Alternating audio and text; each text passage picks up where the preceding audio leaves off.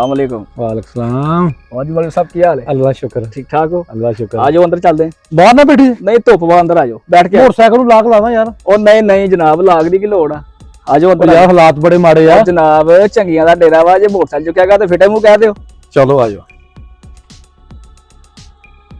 पूरे पेट्रोल भाई 320 भी हो गया किसी पासे नहीं लभदा।